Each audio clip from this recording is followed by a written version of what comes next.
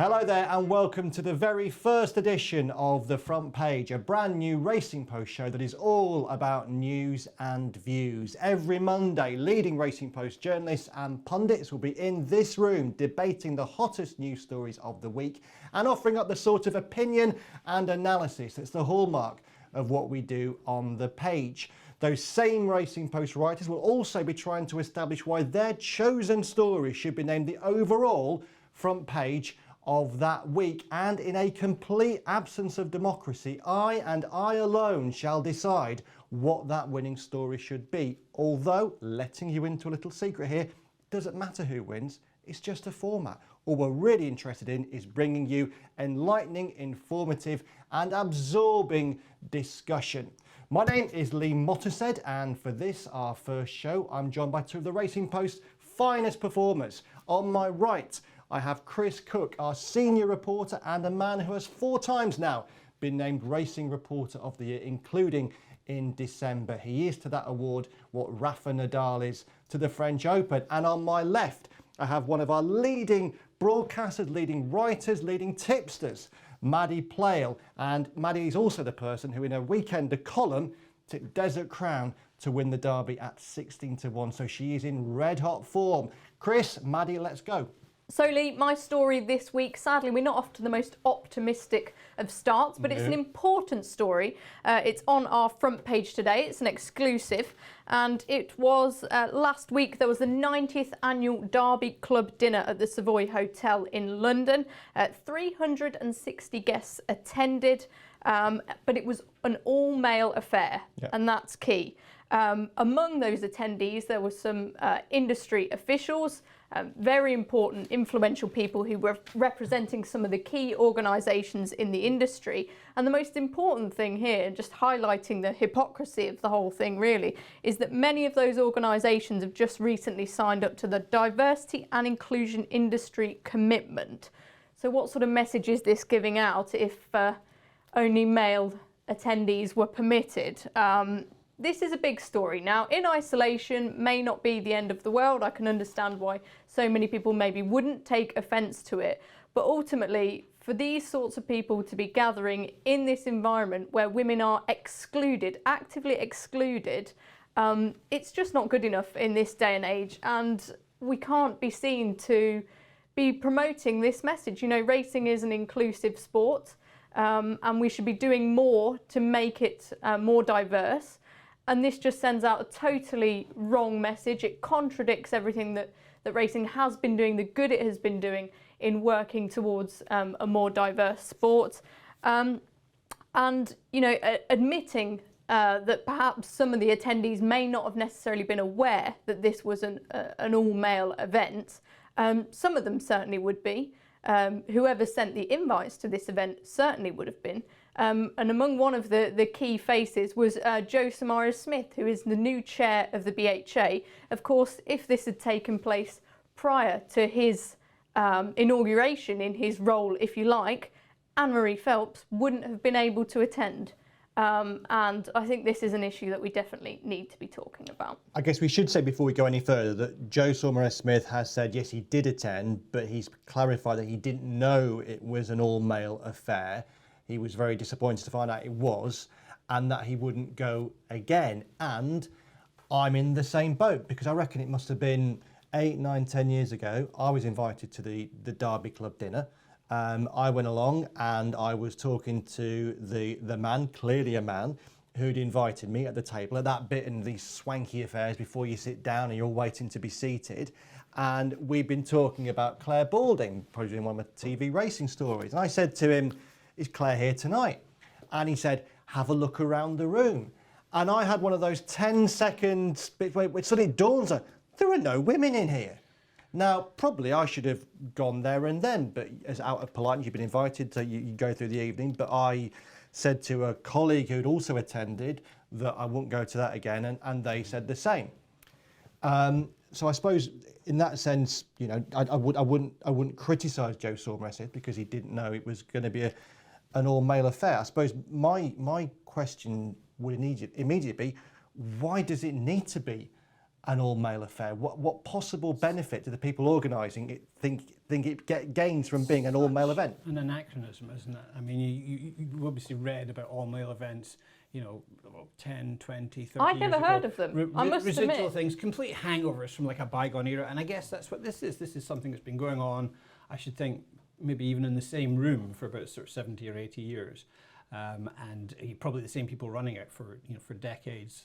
I see names on the guest list where you think, I bet that guy's been going every year for a very long time. Yeah. So it's Some of whom are in the committee who are actually organising the event as well. Right, so I dare say it's become a real traditional thing, and nobody's ever occurred to them at some stage, actually maybe we ought to be moving with the times here, because I guess they see it as part of the joy or something like that.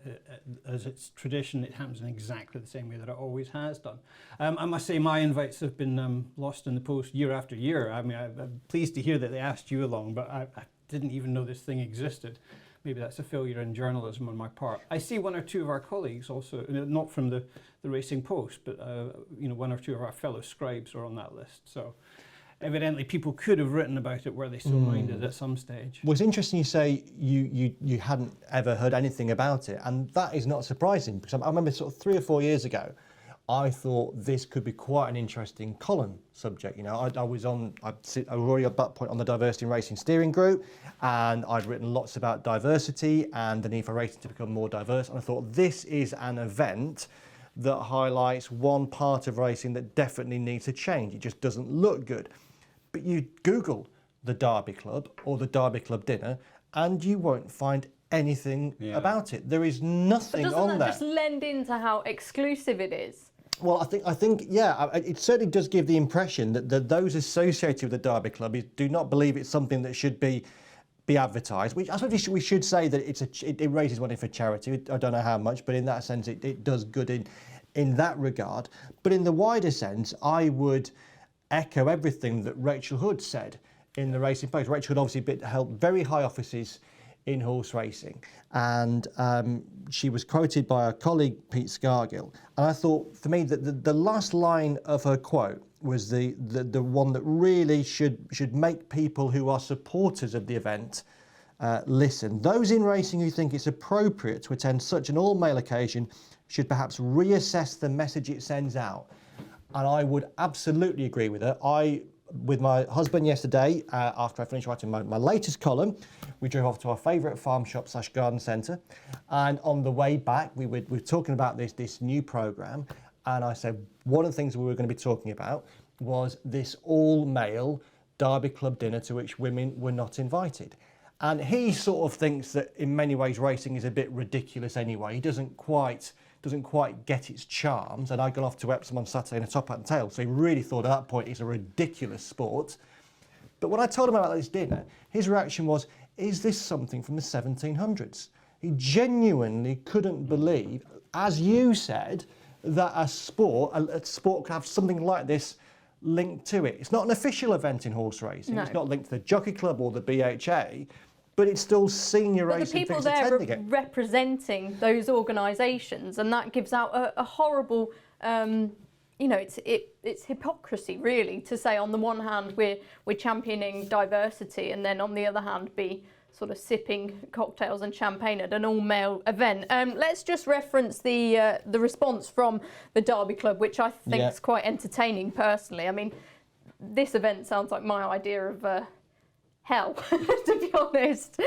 They said the Derby Club dinner was set up in 1932, so that gives you an insight into just how old it is, as an unofficial racing event to celebrate the Derby. The world has changed since then, and people have the choice to attend the event or otherwise. Not if you're a woman, you don't. You don't have that choice. So it was a ridiculous statement, really. At the same time, we're always looking forward to move from this initial setup, and the time is right to review this. Due to the COVID-19 pandemic, there has not been the opportunity to do this prior to now. Which is rubbish. I think that's a bit of a watery excuse, to be honest. If anything, the pandemic gives people an opportunity to sit back and reflect. I'm in the same group as the women who were quoted in the story, in just saying how abhorrent it is, really. And I think it's a shame, really, that these things, racing's failures, they pop up and we're sort of keen to whack-a-mole them down straight away.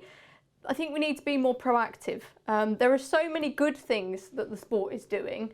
As well as focusing on those, we need to sort of prepare a bit more for the future now, I think. Yeah. Trying to think about this from the perspective of people who've maybe been regular attendees at this thing, and I guess they've had a jolly good time. There will be some of them who are blaming us for dragging this to the public's attention, because you mentioned what message does this send out, and I suppose their response would be, well, it doesn't send out any message. We don't tell anyone about it. It's just us among mates. And that sort of works to a certain degree, doesn't it? But it's a message in itself. When you get to this kind of scale, when it's 360 people, all of them blokes, and including some of the most powerful people in horse racing, some of the most famous and successful people in horse racing, I think that's where you've left that possibility of an excuse far behind. Sort of 10, 20 of you mates together. Of course, no one cares if you go around in single-sex groups. No. But, when you're inviting the new chair of the BHA, plus other power brokers who are referenced in the piece, then, I think you can't be doing something like this and deliberately excluding all women, because, there's Jo Somers-Smith, the new BHA chair. His predecessor wouldn't have been allowed in the doors had she turned up, and his chief executive wouldn't have been allowed in the doors. And I bet they started this dinner with a toast to the Queen on her Jubilee weekend. She wouldn't have been allowed through the doors had she turned up. So. Nor was Julia Budd, who on Saturday was the chair of the Epsom Committee. Exactly. So she wasn't allowed there either. And had Holly Doyle won the Oaks, she wouldn't have been welcome. We ought to have left these days behind a very long time ago. Yeah, hopefully we will. We should say as well, 2 Racing Post journalists were there. They both, again, have said they didn't know it was an all-male affair. They wouldn't go again. And they're clearly not bad people. And I would argue that the majority of people that went there absolutely aren't bad people. They maybe either haven't thought it through, they haven't thought about it, they haven't thought what the visuals of it are. We should also celebrate the people who weren't there, because you look down the list of people who were there, there were lots of big names in racing who weren't there. Rachel Hood's husband, John Gosden, wasn't there. He never attends events like this. You won't have seen any members of the ITV racing team. There were no Ed Chamberlains, no Ollie Bells. Those sort of people weren't there. I think lots of people have now accepted that racing does need to change, and that the whole diversity and inclusivity push isn't just right for a commercial sense, which it clearly is, but it's also right in a moral sense. And I think we will get better in that regard. And I also would be absolutely certain that if this event takes place next year, won't be an all-male affair, will it? You'd have to think not. But I mean, again, we'll find out, won't we? And that will show it's just the depressing. number of people on that list, if they really want it to stay this way, how determined they are. And it's depressing that it comes to this. As I say, it's a shame that there wasn't the reflection from internally that this perhaps wasn't a great look. We're talking about attendees, people who have signed this inclusion agreement from ARC, the NTF, the TBA, the ROA. Lots of senior, influential, important figures, and I just find it very sad, really. Chris, 1 story down, 2nd story coming up. What have you got for us?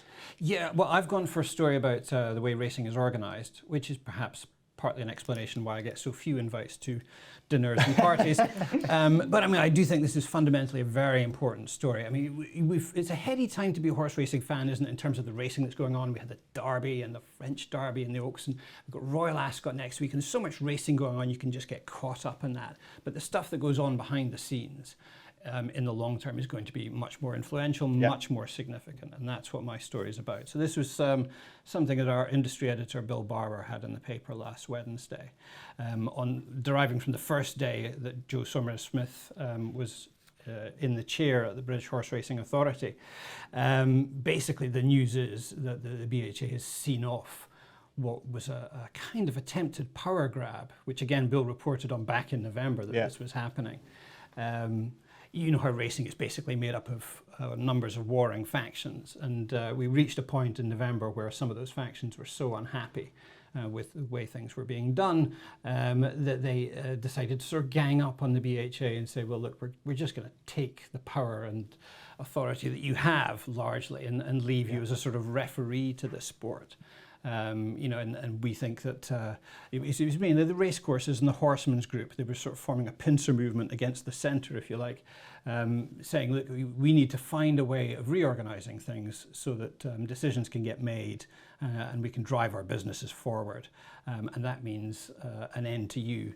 It was quite a worrying development. I mean, I think those of us that have been around for a long time observing these matters didn't find it particularly promising that racecourses and horsemen were going to try and make all the decisions themselves. Horrifying. Well, so you might think, with no sort of independent kind of person in the middle to balance things and say, well, look, you know, you've got your own interests and you've got yours, but this should be the way forward. This is for all of us as an industry and as a sport. That's the role that we all think the BHA should have. But they've, over several years, for various reasons, they've not been making themselves terribly popular with various stakeholders, and that seemed to boil up to a head at the end of last year. Anyway, so Bill's news last Wednesday was that peace has broken out once more in the kingdom, and the BHA will be allowed to, well, to a certain extent, or at least the knives aren't out for the BHA quite so much.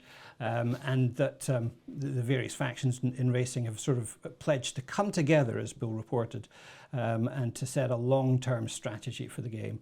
He referenced this was basically an agreement between the BHA, the Racecourse Association, and the Thoroughbred Group, which is the new name for the Horsemen's Group. Thankfully, it is the new name for the Horsemen's Group. Yeah. Not a very catchy name, I have to say. It doesn't trip off the tongue. Anything would have been better than the Horsemen's Group. Well, yeah, at least that did what it said on the tin. But anyway, so it's an agreement between those people, and the BHA will have responsibility for coordinating strategy on behalf of racing stakeholders, with a focus on certain key areas that were outlined: prize money, of course, the race programme, the breeding industry, welfare of participants, both equine and human, the collection and use of data, integrity, marketing of the sport, customer engagement. I mean, lots of, you know, basically a laundry list of the most important stuff. And we're going to finally, hopefully, come up with maybe even a 10-year plan for how we're going to benefit the sport in those key areas. It seems very positive to me that Julie Harrington, who many people thought was quite a good choice to be chief executive at the start of last year for BHA, is going to be actually freed up to sort of make some decisions and try and drive matters forward. I mean, this political brouhaha came up about halfway through her first year, and it, to a large extent, it's sort of handicapped her ability to impose her will on the game. And I'm pleased for her and her team that they will now get a chance to sort of start making a difference. But you know, it's obviously going to be a long-term process, and I think the very first thing they have to do is sort of build a BHA that's fit for purpose, that's able to do the job that the sport has decided it wants the BHA to do. And we are going to get, aren't we, a restructuring of the BHA toward the top of the organisation. We're going to see changes there. I think it would be remiss at this point not to say, obviously last week Joe Solomon-Smith came into office, Anna Marie Phelps left office. She took some criticism during her time in the role. She was accused, a bit like Julie Harrington, of not being as visible as some stakeholders would want her to be. But she made clear when she announced she was leaving in March that her aim was to leave the organisation in a position whereby all that silly talk of saying the BHA should just be for regulation was over, and the BHA could be in a better position to govern the sport. And although she seemingly had to fall on her sword to make it happen, it looks like she has made it happen. She has had a success in the role in that sense. Realistically though, how do we see this playing out? Are you optimistic, Chris? Well, I mean, you know that I'm not, because I wrote quite a sort of bitter little piece in the paper on Friday, a sort of comment piece, going over about 30 years of history of the racing industry failing to come together to agree a way forward. I mean, it's really difficult. I mean, we've got so many factions, and within those factions there are more factions, and inevitably that's true, because you know, if you take trainers as an example, you've got, you know, John Gosden with one business model, and people, you know, in different areas of the sport, like John Spearing was the example I used in the paper, completely different business model. You know, he's just playing a completely different game. All the race courses are in different situations. You know, Ascot's in a different situation to Cartmel, and the independents are in a completely different situation to the jockey club's various tracks. So getting all of those disparate interest groups onto the same page is really hard. And what it requires, I think, is somebody at the centre who's got the sort of charisma and the drive and the persuasive powers to persuade basically everybody to make compromises, to accept decisions that are, obviously not in their particular own interests, but can be part of an overarching strategy that will benefit the sport in the long term.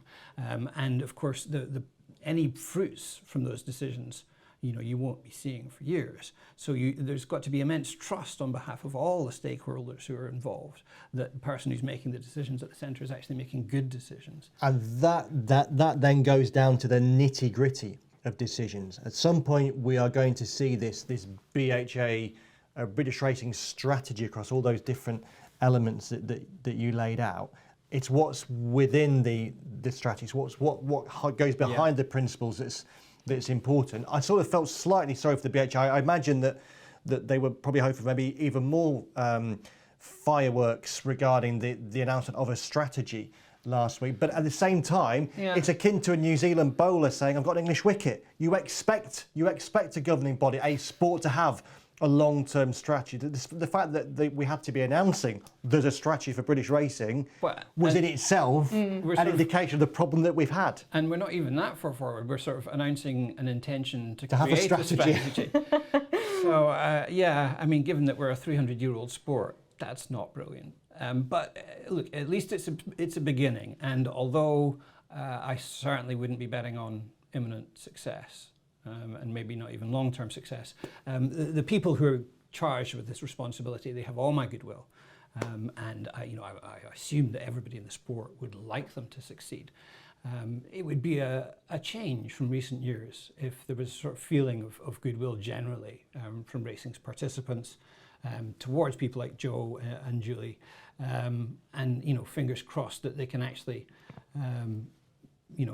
make some agreements with people, achieve some degree of accord, get the entire sport looking in the one direction.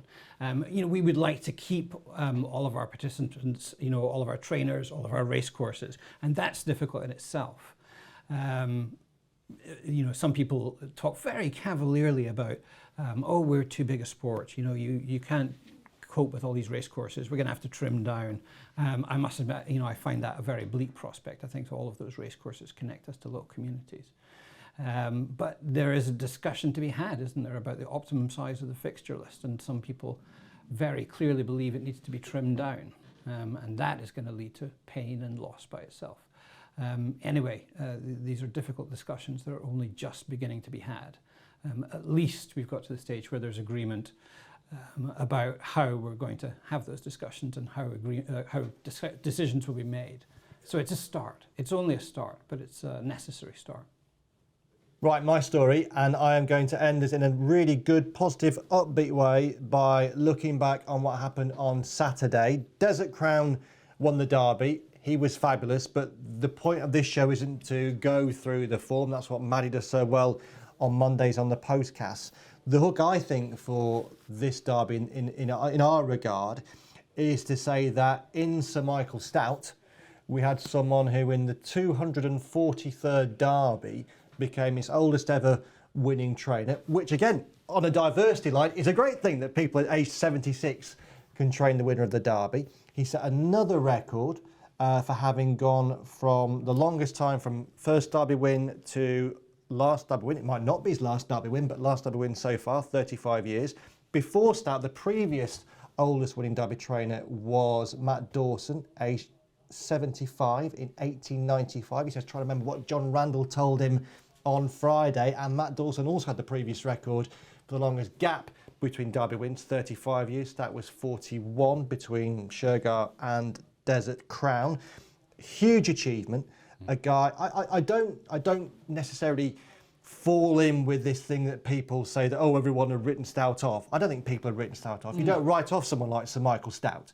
You just celebrate the fact that in a sport where power increasingly rests in a smaller and smaller group of people, that he could train the Derby winner. He has got an exceptional horse. He might have another one in Baybridge who runs at Royal Ascot. But I thought it was a Derby to celebrate in that sense.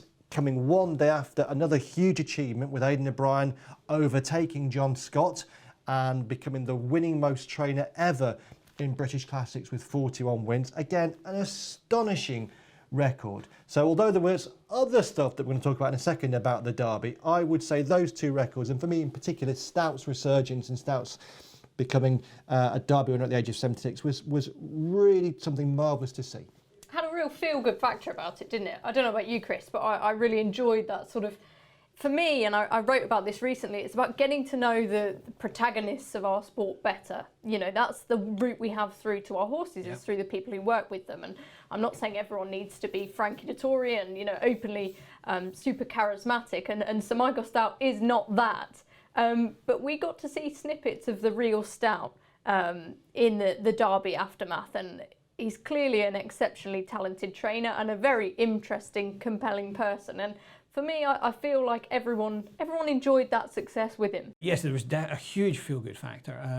It's not that long since Sir Michael was bereaved. Of course, he lost his partner Coral, and I remember at that time there was an enormous outpouring of love and support for him. Yeah. And I think with that much in mind, you know, that was another reason why everybody was so pleased that he would win a Derby again. And just the fact that he's still being entrusted with that kind of material is great news.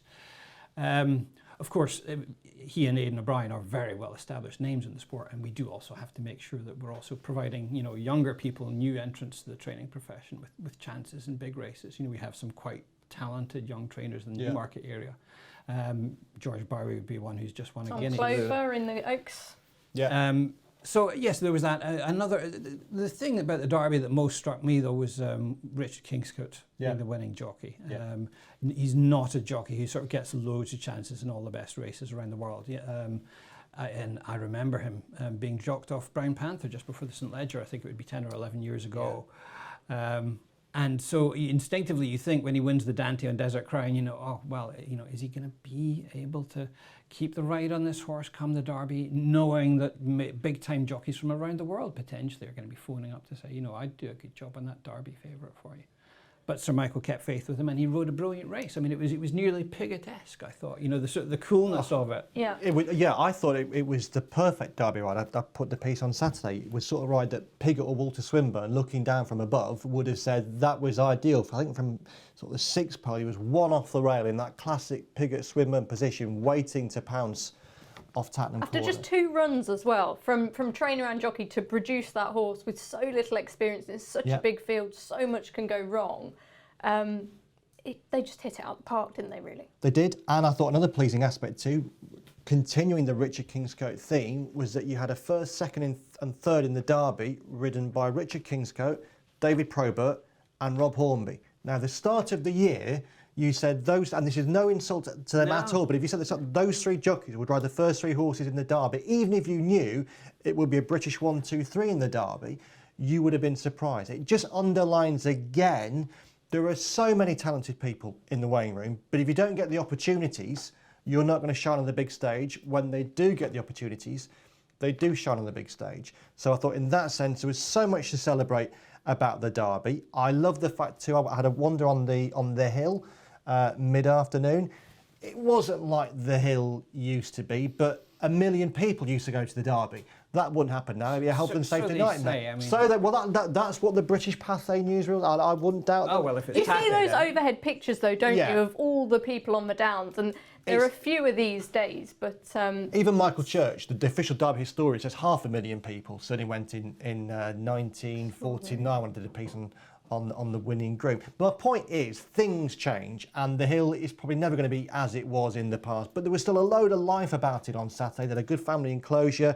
That I spoke to people in there who were loving their day on day. So the weird mix of wacky market stalls, from an open air mission with pamphlets on the afterlife, to people selling all sorts of, they're faking it on tour. There were lots of stalls that you might not want to take your granny to. It was a strange sort of mix of what was things going on at those stalls. I shan't say. But I thought in that sense it was a good day for the Derby. The viewing figure was decent. It's never going to get what the Grand National gets, but it was a solid viewing figure, and it was a good show. But was it perhaps too good a show? I was watching up on the roof of the Derby where you stood next to snipers, which makes you feel safe and at risk at the same time. Snipers. Yeah. But what we saw, first of all, on the racecourse was a protest by animal rights protesters who were removed from the racecourse. And then not long after that, from the left of me, white, red and blue smoke pouring across the racecourse, which caused a bit of a hoo-ha, Maddy.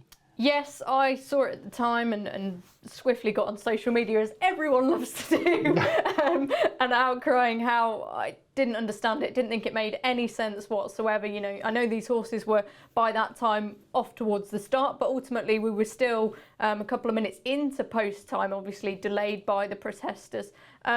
Young, energised thoroughbreds with jockeys on their back, you know, we need to be responsible for them, and you're setting off fireworks in earshot. And we have heard from several jockeys that they do think it impacted performance. I think Adam Kirby on Nahani, who was eventually well beaten, saying that it definitely impeded on his chance to win the race.